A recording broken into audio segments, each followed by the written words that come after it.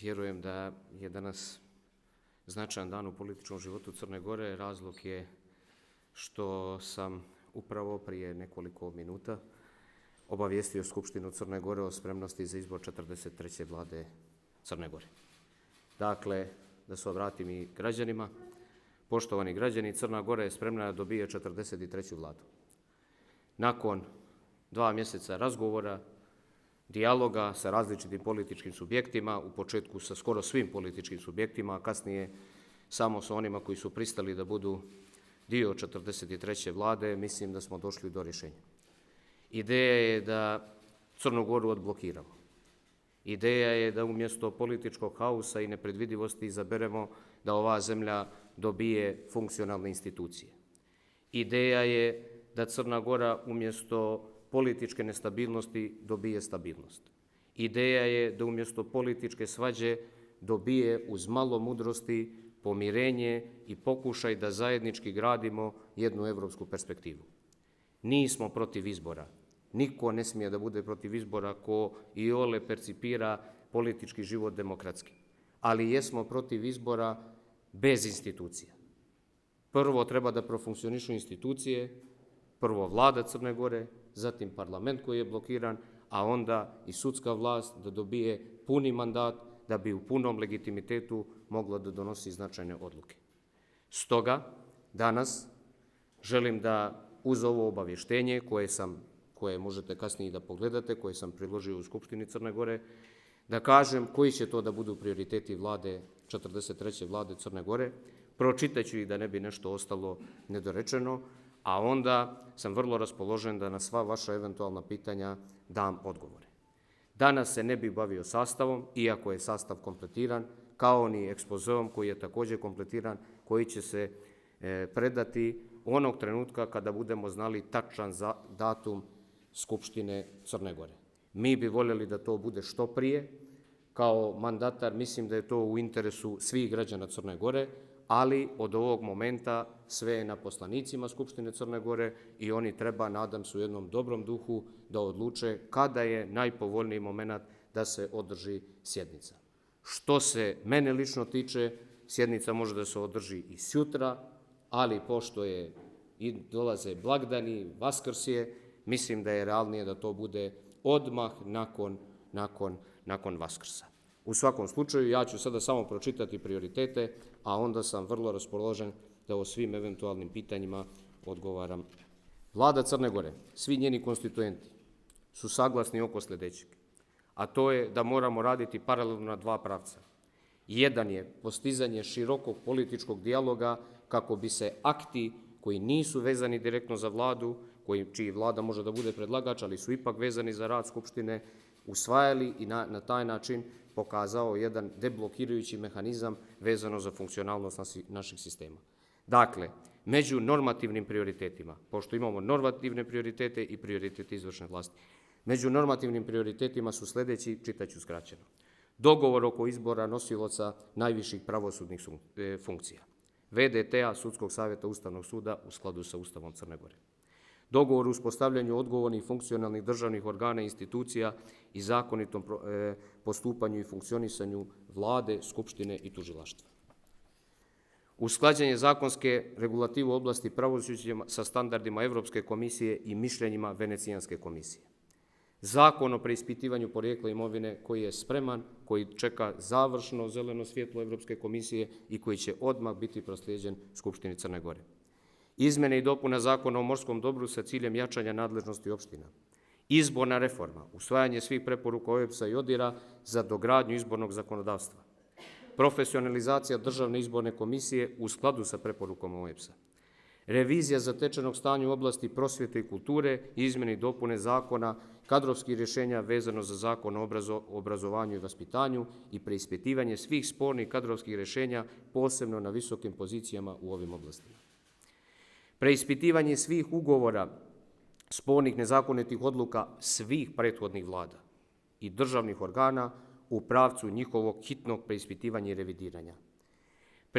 Preispitivanje svih ugovora i akata koji ugrožavaju ustavno uređenje Crne Gore kao ekološke države uz aktivnu afirmaciju ideje ekološke države. Daljnji nastavak reforme službi bezbjednosti uz sagledavanje izmjena zakona o Agenciji za nacionalnu bezbjednost.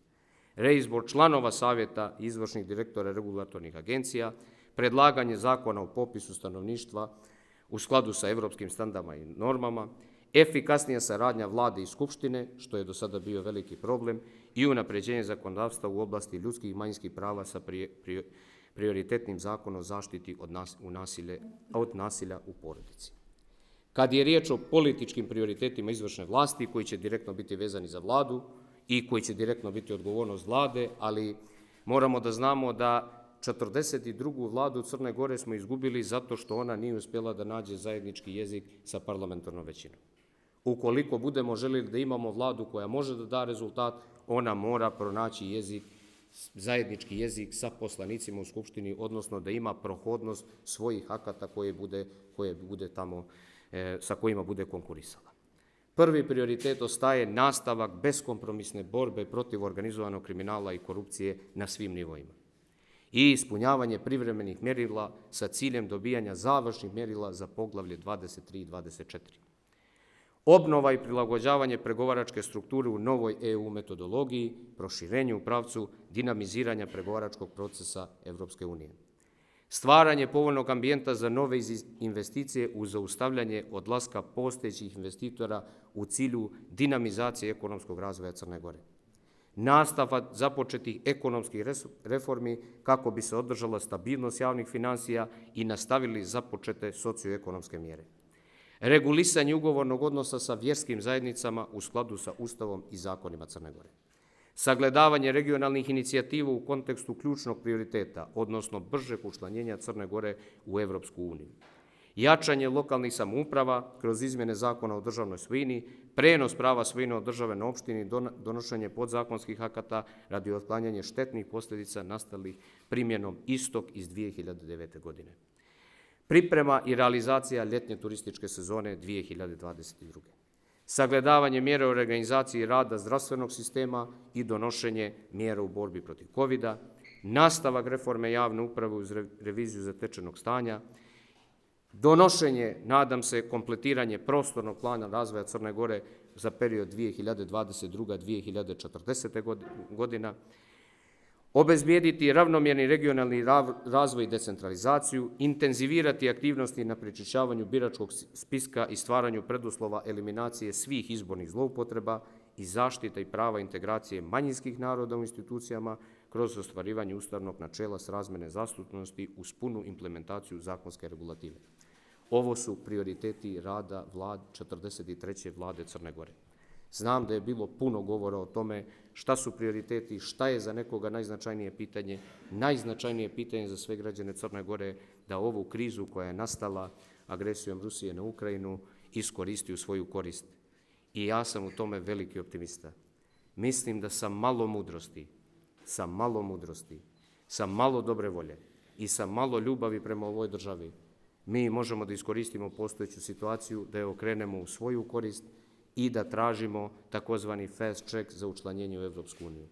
Da bi do toga došlo, treba nam malo širi društveni konsenzus i ja ovim putem pozivam i one političke subjekte koji neće biti dio 43. vlade ili koji iz svojih političkih legitimnih sagledavanja činjeničnog stanja ne žele da podrže vladu Crne Gore, da podrže proces evropeizacije Crne Gore, da donesemo nekoliko ključnih odluka i da učinimo ovu zemlju zaista konačno jednom izuzetno uspješnom evropskom pričom.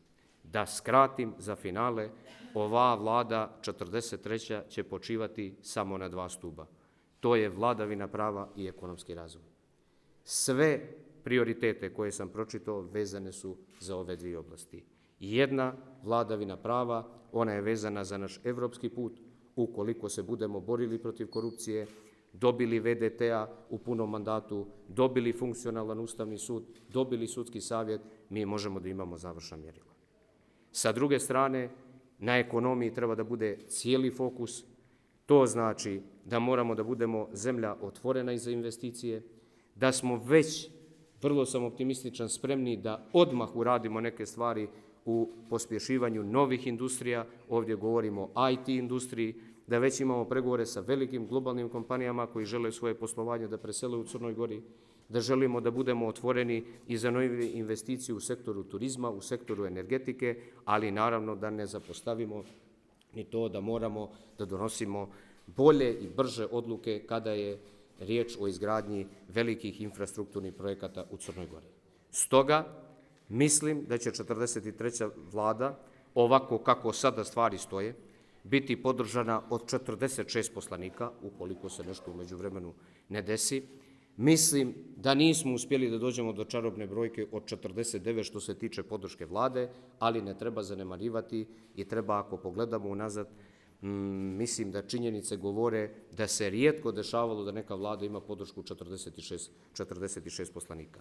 To ne znači da su vrata bilo kome zatvorena, to ne znači da subjekti koji ne žele direktno da participiraju ne mogu da pokažu svoju konstruktivnost. Ako dođe do izbora vlade, a mislim da je to sada izvjesno, premijer ostaje otvoren da povede politički dijalog sa svim političkim subjektima u Crnoj Gori. Nemam nikakvu pretenziju da zatvorimo vrata, da imamo, što bi se reklo, funkcionalnu vladu, a da ne prepoznajemo ljude koji možda misle suprotno od nas ili koji ih tišti nešto politički ili na bilo koji drugi način ili imaju predstavu o Crnoj Gori malo drugačiju nego što je mi imamo. Premijer Crne Gore će pokušati u jednom dobrom duhu da obezbijedi da se svi glasovi čuju i da se iznalaze najbolja rješenja za sve nas. Na kraju, da kažem ono što je već na neki način objavljeno, tačno je da će vlada imati 20 ministara, ali nije tačno da će imati 20 ministarstva, imaće 18 ministarstva i 2 ministra bez portfelja kojima će premijer odrediti zaduženja na prvoj sjednici vlade. Tačno je da će imati 4 potpredsjednika i tačno je da ova 43. vlada, kako je postavljena, predstavlja potpunu inkluzivnost svih nacionalnih i vjerskih struktura koji su u Crnoj Gori, a oni koji ne budu direktno zastupljeni, govorimo o nekim manjim zajednicama, koji ne budu direktno zastupljeni u vladi Crne Gore na nivou ministara, bit će zastupljeni kroz druge organe i kroz kancelarije koji premijer namjerava da otvori kako bi inkluzivnost našeg društva zaista bila kompletna.